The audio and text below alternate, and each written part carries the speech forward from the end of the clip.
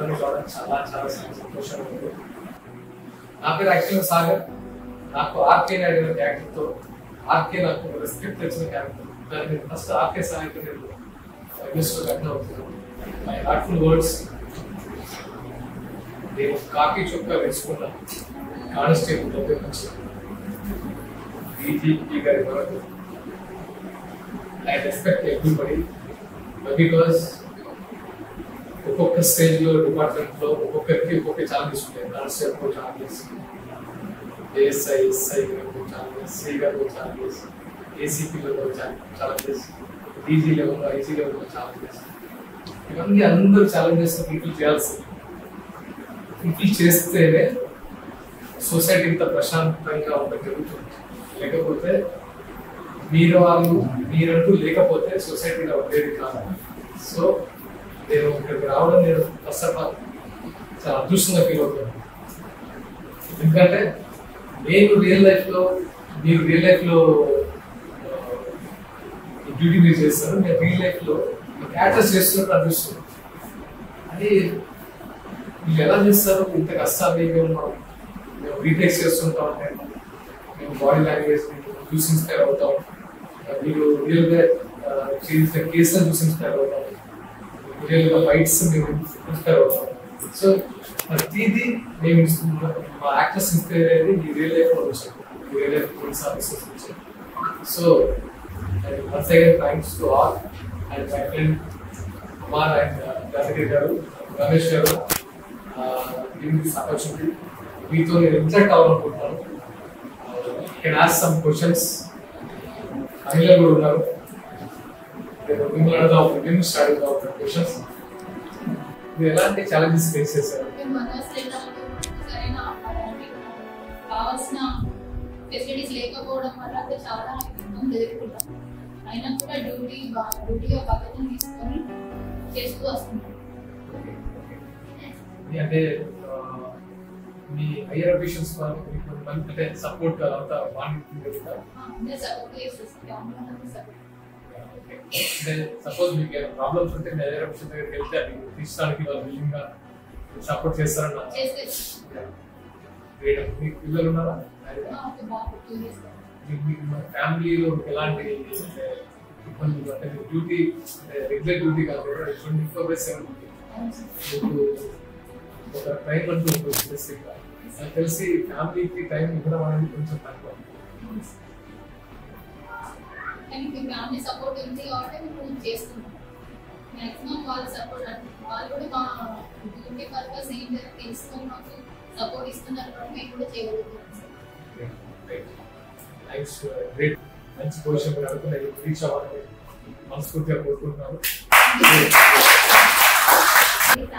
వచ్చేసి 6 మెంబర్స్ ఆడపిల్లలు.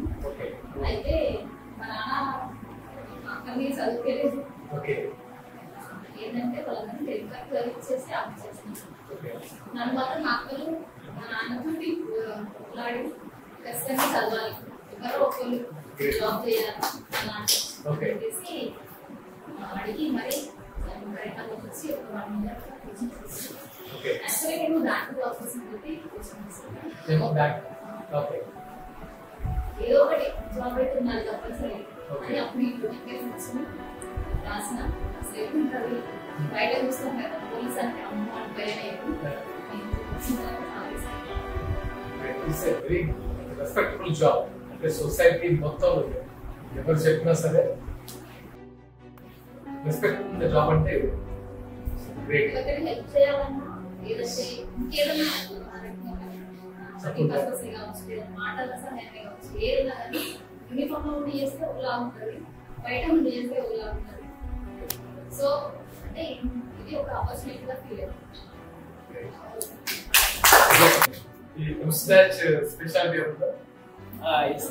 నా పేరు రమేష్. అంటే ఫ్యామిలీ బ్యాక్గ్రౌండ్ చాలా పూర్ బ్యాక్గ్రౌండ్ నుండి వచ్చిన చాలా స్ట్రగుల్ అయ్యింది. యాక్చువల్గా మా ఫ్యామిలీ కూడా చదివించడానికి ఒకనొక టైంలో ఏం లేని సిచ్యువేషన్ నుండి వచ్చినాము. మళ్ళీ ఇంకోటి మేము జాబ్ సంపాదించినప్పుడు కూడా చిన్న ఏజ్. ఇప్పుడు కూడా నన్ను చూస్తే నేను ఇప్పుడు యూనిఫామ్లో ఉన్నా కాబట్టి నన్ను ఒక గంభీరంలో అందరు గుర్తుపడతారు, కానీ బయట సొసైటీకి వెళ్తే నేను మఫ్టీలో ఉంటే నన్ను ఎవరు పోలీసులు రికగ్నైజ్ చేయరు, ఎందుకంటే చిన్న పిల్లవాడు అనే ఫీలింగ్ లోనే ఉంటుంది. అందుకే మీరు అన్నట్టు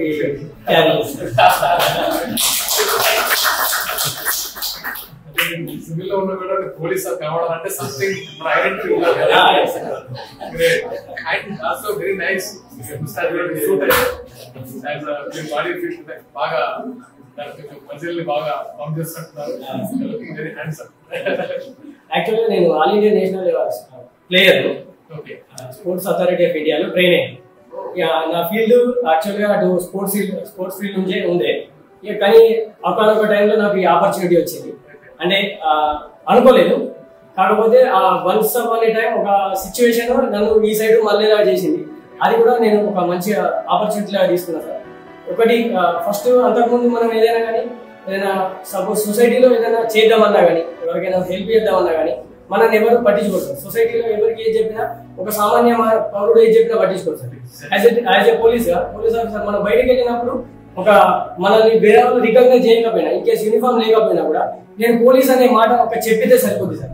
ఆ పోలీస్ అనే మాట చెప్పి మనం ఎవరికైనా హెల్ప్ చేయొచ్చు. ఏదైనా చెప్పినా కూడా సొసైటీ మనల్ని మన మాట రికగ్నైజ్ చేస్తుంది సార్. అది నేను యూనిఫామ్ వేసినాక, అది అంతకుముందు కూడా తెలుసు సార్, కానీ యూనిఫామ్ వేసినాక ఇంకా చాలా రెస్పెక్టబుల్ గా అనిపించింది సార్. ఎవరికైనా నేను హెల్ప్ అయినా కానీ చేయొచ్చు సార్, చేసినాం సార్. ఇంకొకటి సార్, మా సిచ్యువేషన్ లో ఒకనొక సిచ్యువేషన్ లో ఫ్యామిలీకి మీరు అన్నట్టు టైం ఎక్కువ ఇవ్వలేము సార్. ఫ్యామిలీకి అయితే టైం ఇవ్వలేము, ఎందుకంటే అనుకోని సిచ్యువేషన్ లో వెళ్ళిపోతుంటాం. మనం ఫ్యామిలీలో ఏదైనా పండుగ ఉందని చెప్పి వెళ్తుంటాము, కానీ సడన్ సిచ్యువేషన్ లో డ్యూటీ ఉన్నదని ఫోన్ వస్తుంది సార్. ఇక దానికి ఏం చేయలేము సార్. ఆ పనులు అన్ని పోస్ట్ పోన్ చేసేయాలి, వచ్చి మళ్ళీ డ్యూటీ చేయాల్సిందే సార్. అలాంటివి కూడా అంటే పోలీస్ ఫ్యామిలీలో ప్రతి ఒక్కరు ఫేస్ చేసే సిచ్యువేషన్ సార్. ఇన్ కేస్ మీరు అన్నట్టు కానిస్టేబుల్ నుండి డీజీపీ సార్ వరకు ప్రతి ఒక్కరు కూడా అలాంటిది సార్. ఫ్యామిలీకి అయితే టైం కేటాయించాలి. వాళ్ళకి గర్వంగా ఉంటుంది, ఆ గర్వానికి తగినట్టు బాధలు కూడా వాళ్ళు కొన్ని అంచుకోవాల్సి ఉంటుంది కాబట్టి. సో ఈ సిచ్యువేషన్ ఇప్పుడు మేము అనుకుంటాము ఫ్యామిలీతోనే ఉండాలని అనుకుంటాము. అనుకునే టైంలో ఫోన్ వచ్చినప్పుడు కూడా దాన్ని ఒక రెస్పాన్సిబిలిటీగా తీసుకుంటాం సార్. ఎందుకంటే ఇన్ కేసు మాకు సడన్ గా డ్యూటీ పడ్డది అంటే అక్కడ ఏదో ఇబ్బంది ఉన్నదనే సిచ్యువేషన్ మాకు అర్థమై ఉంటుంది. సో ఆ ఇబ్బంది మా ఫ్యామిలీకి మేము టైం కేటాయించే టైం కన్నా సొసైటీకి ఇచ్చే టైమే మాకు చాలా ఇంపార్టెంట్. సో జాయిన్ అయిన రోజే తెలియకుండా ఒంటి మీద యూనిఫామ్ పడిన రోజే మీరు మీ గురించి ఆలోచన మర్చిపోతారని నా ఉద్దేశం. Yes sir. ఐ థింక్ ఎందుకంటే నేను చాలా మంది ఆఫీసర్స్ కలిసాను. సేమ్ లైక్ అంటే ఏ స్టేజ్ అయినా సరే, ఎస్ఐ అయినా సిఐ అయినా ఏ స్టేజ్ అయినా సరే, వాళ్ళు ఒంటి మీద యూనిఫామ్ పడిన వాళ్ళు సర్వీస్ ఓరియంట్ లోకి వెళ్ళిపోయి వాళ్ళ లైఫ్ మర్చిపోతారు. First society, after that family, after that you. దీనికి ఒక రీజన్ ఉంది సార్. ఒకసారి మేము సెలెక్ట్ అయినాక మేము ట్రైనింగ్ ఇన్స్టిట్యూట్ లో అడుగుపెట్టిన ఫస్ట్ రోజు నుంచే మమ్మల్ని మా ట్రైనర్స్ అదే రకంగా మమ్మల్ని కంటిన్యూ చేయిస్తారు సార్. అంటే మాకు ట్రైన్ చేయించడమే మాకు ఒక 1 year లేదా 9 months పీరియడ్ ఉంటుంది సార్. ఆ పీరియడ్ లో మీరు అన్న విధంగానే మమ్మల్ని మోల్డ్ చేసేస్తారు సార్. సో అప్పటి నుంచి మాకు అది అలవాటు అయిపోతుంది. ఇక బయటకు వచ్చినాక కంప్లీట్ మేము ఒక పోలీస్ మ్యాన్ లాగా మీరు అన్న విధంగానే తెలియకుండానే అట్లా మారిపోతుంటాం sir. It's my personal experience. Share చేసుకుంటాను. When I am doing Arcane and character 2007-9 వరకు చేశాను. గుర్తుందని నేను ఒక రోజు యూనిఫామ్ తెచ్చారు. ఫస్ట్ యూనిఫామ్ తెచ్చి కాస్ట్యూమ్ లో పెట్టారు. అప్పుడు మన క్లాస్ మన మౌల్డ్ అయిపోయింది. నేనే అలా ఫీల్ అవుతాయి. ఇయర్స్ టుగెదర్ మీరు సర్వీస్ చేస్తుంటే మీకు ఎంత ధైర్యం అంటే ఆ యూనిఫామ్ వేసుకున్న ధైర్యం లోపల చాలా పెట్టిగా ఎవడైనా సరే అవుతున్నాడు అనే ఫీలింగ్ వస్తుందని నా ఒక్కరు చూడండి. అండ్ దాని సస్పెన్షన్ వచ్చింది ఎపిసోడ్ ఉంటుంది. అది తీసేసి అంటే యూనిఫామ్ వదిలేసారు. ఆ సస్పెన్షన్ అది వదిలేసినప్పుడు నేను ఒక 1 week to 10 days నేను యూనిఫామ్ వేసుకోకూడదు. అలాగే నేను చాలా అప్సెట్ అయ్యాను. యూనిఫామ్ లేకపోతే కనబడుతున్నాయి వాళ్ళు ఏంటి అలాంటిది చిన్న చిన్న అంటే అఫ్కోర్స్ మీకు అలాంటి ఏమున్నాయంటే మీరు మీది తప్పు ఉండొచ్చు, లేకపోతే అవతల తప్పు ఉండొచ్చు, లేకపోతే డిపార్ట్మెంట్ రకరకాల జరుగుతుంటాయి ఇష్యూస్. అలాంటి సందర్భంలో మీరు ఎలా ఫీల్ అవుతారు? మీ పనిష్మెంట్ ఎలా ఉంటుంది కదా.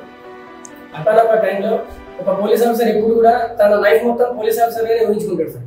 ఒక్కసారి తన మీద యూనిఫామ్ లేదు అనే ఫీలింగ్ ఇక తను ఇక తనకు లైఫ్ లేదనే ఫీలింగ్ వెళ్ళిపోతుంది సార్. ఎందుకంటే without uniform we can imagine our self అంతే సార్. అది మాకు చాలా బాగా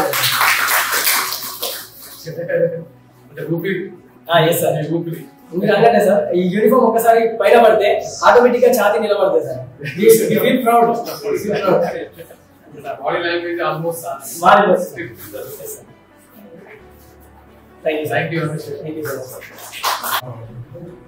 సిరిసిల్ల డిస్ట్రిక్ట్ ఇక్కడే సెలెక్ట్ అయ్యాను. I'm very happy. First of all నేను 2018 బ్యాచ్ పార్షియల్ కూడా చేశాను. అండ్ మళ్ళీ తర్వాత మళ్ళీ ఎగ్జామ్ 20 మళ్ళీ RSI. సో నా కాన్స్టేబుల్ చేసే సిచ్యువేషన్స్ ప్రతి స్ట్రగుల్ అనేది కొంచెం చాలా వరకు అయింది. చేసిన 1.5 year కావచ్చు.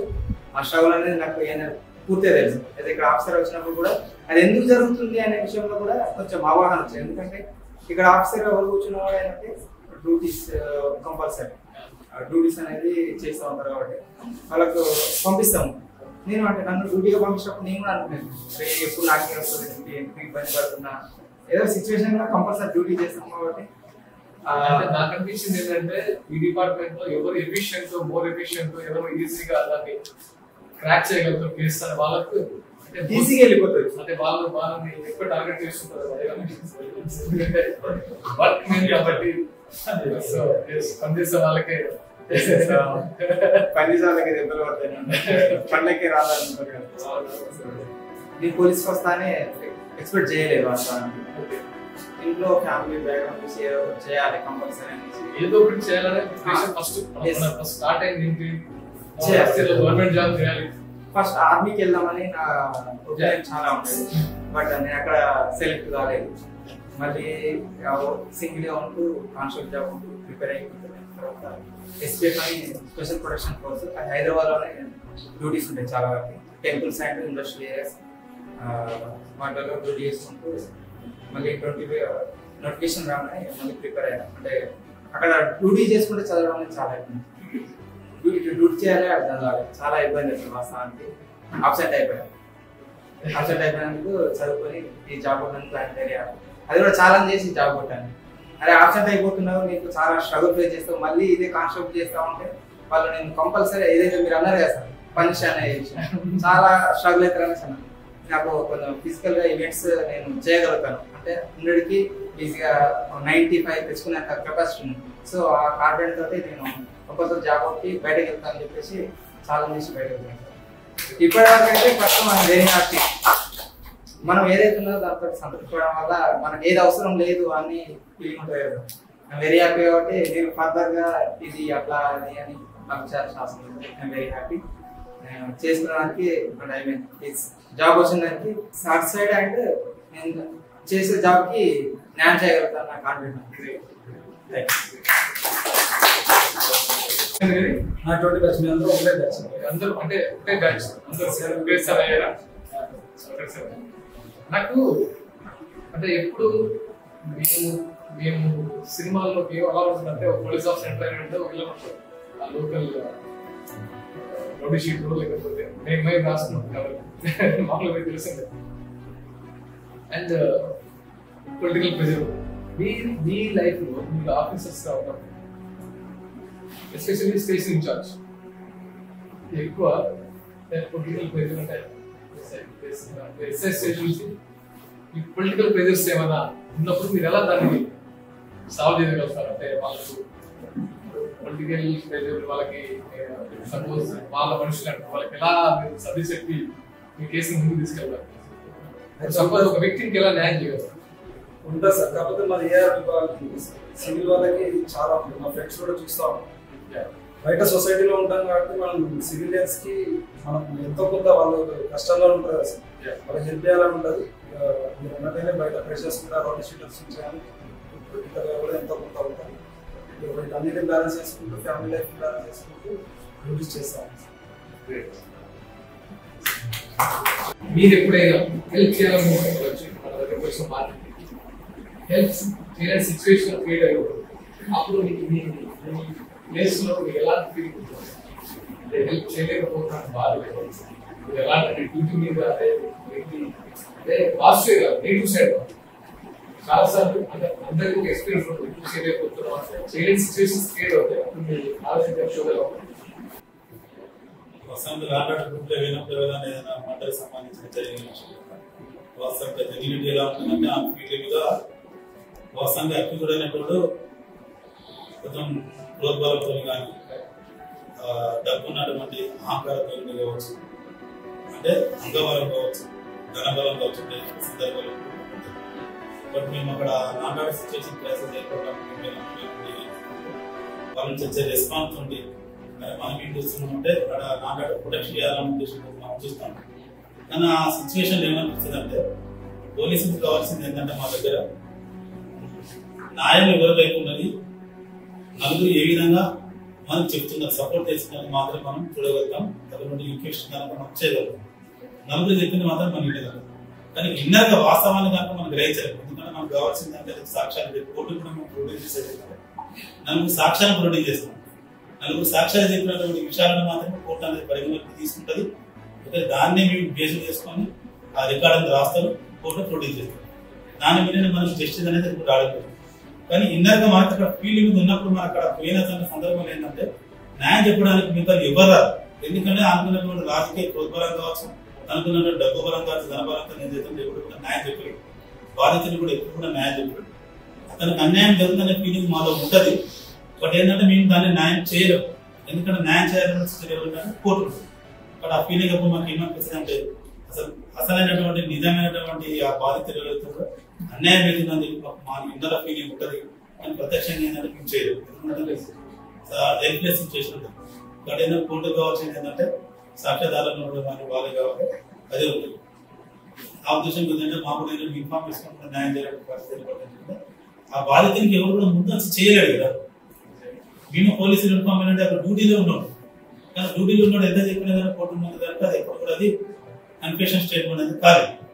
పోలీసులు ఎప్పుడు కన్ఫెషన్ దాని కోర్టు కానీ అంగీకరించి ఎవరు చెప్పాలి లైవ్ విట్నెసెస్ ఎవరైతుందో కోర్టు చెప్పినప్పుడు మాత్రమే ఆ బాధితునికి న్యాయం జరుగుతుంది. కానీ ఆ బాధితునికి న్యాయం జరగాలంటే కనుక విట్నెసెస్ ఎవరు చెప్తారంటే బాధితునికి చెప్పారు. అక్యూజ్డ్ పరంగా మాత్రం వాళ్ళు అక్యూజ్డ్ ఇక్కడ కోర్టు నుంచి అన్ని వీక్ కోవడానికి కారణం ఏంటంటే అక్యూజ్డ్ పరంగా తనకు ఉన్నటువంటి వాళ్ళనే చెప్పలేని సిచ్యువేషన్ ఉంటారు కాబట్టి బాధితులు అన్యాయం జరుగుతుంది. పోలీసులు మేము వేసుకున్నాం కాబట్టి ఉంటాయి న్యాయం అలాంటి ఉండే సందర్భం ఉంటుంది. కానీ అన్ని ఏం చేయాలి ఎందుకంటే చట్టం కాబట్టి చెప్పలేని సిచ్యువేషన్ మన ఏంటంటే మనసులో ఉంటుంది, బాధ ఉంటుంది కదా. ఫస్ట్ టైం మనం కలిసి కలుస్తారు కానీ మనతో ఏదైనా సహాయం చేయగలరు. న్యాయపరంగా మాత్రం సలహా మాత్రం ఇవ్వగలరు. ఇట్లా వెళ్ళి ఎందుకంటే మీకు ఏముంటుంది ఎవిడెన్స్ ప్రధానంగా ఏముంటుంది అంటే మానిటర్ అయ్యేటువంటి వీడియోస్ మాత్రం ప్రొడ్యూస్ చేసి చెప్పగలుగుతాం. మ్యాక్సిమం 99% అలాంటి వాళ్ళకి వస్తుంది. ఎందుకంటే అది ఎవిడెన్స్ లేటెస్ట్ మనం చూసుకున్న టెక్నికల్ ఎవిడెన్స్ సంబంధించి దాని పరంగా అందుకని ఎవరు కూడా ఈ బాధితున్నప్పుడు ఎవరు కూడా మనకి అన్యాయంగా జరగదు. అందుకే ఒక కోర్టు మూట ఉంటుంది. 100 మంది బాధితులు నిర్దోషులు ఏదో దోషులు తప్పించుకున్నా మంచిది కానీ నిర్దోషి అంటోడు తప్పించుకోవడానికి ఒక కాన్సెప్ట్ ఏంటంటే టెక్నికల్ ఎవిడెన్స్ కూడా మనం కోర్టు మంది తీసుకొచ్చాం. ఎందుకు అంగబలం ఉన్న వారికి డబ్బు బలం ఉన్నవాడు ఎవరైతే కనుక వాళ్ళ డిస్కస్ విట్నెస్ చెప్తుందో అది కాకుండా కనుక పోలీస్ పరంగా మీట్ చేసేవాళ్ళు ఏం చేస్తాం టెక్నికల్ ఎవిడెన్స్ కూడా సైంటిఫిక్ ఎవిడెన్స్ తీసుకోవడం కూడా బాధితులకు న్యాయం చేసే పని మాత్రం చేయగలుగుతాం.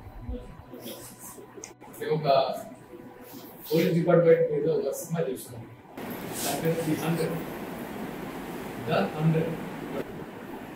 The 100 అంటే మీరు ఏమొస్తారు ఏమనుకుంటున్నారు?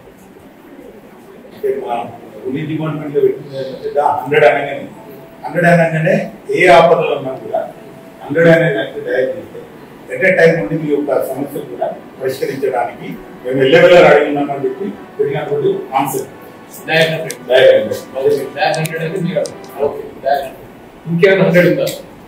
100 అంటే మనకు 100% అనేది ఒక లింక్ ఉంటుంది. కొంతమందికి వర్క్ 200% చేసిన 300 చేసినాడు నాట అది ఎవరికి క్లోజ్ 300 ఫిక్స్ 100% అనేది ఇట్స్ ద ఫైనల్ అనేది నా 100 అంటే ఎమర్జెన్సీ మనీ కానీ ఎవరే కానీ ఎనీ టైం 24/7 పగలు రాత్రి ఏ తేడా లేకుండా 100 ట్రై చేస్తాము. అంటే మీకు భాషలో ట్రై చేసామంటే విదిన్ 10 to 20 minutes పోలీస్ అంటే మీరు అనుకున్నది డైలీ 100 అట్లా ఆ విషయం చెప్తున్నారు. ఇందాక సారా చాలా మంది దోషులు తప్పించుకున్న పర్లేదు కానీ ఒక నిర్దోషికి శిక్ష పడదు అనే ఉద్దేశం న్యాయపరంగా 100 అనే ఫీలింగే ఒక హెల్ప్ ఆ వారికి ఒక సహాయం కావాలి అనే ఫీలింగ్ అయితే 100లో కనిపిస్తుంది.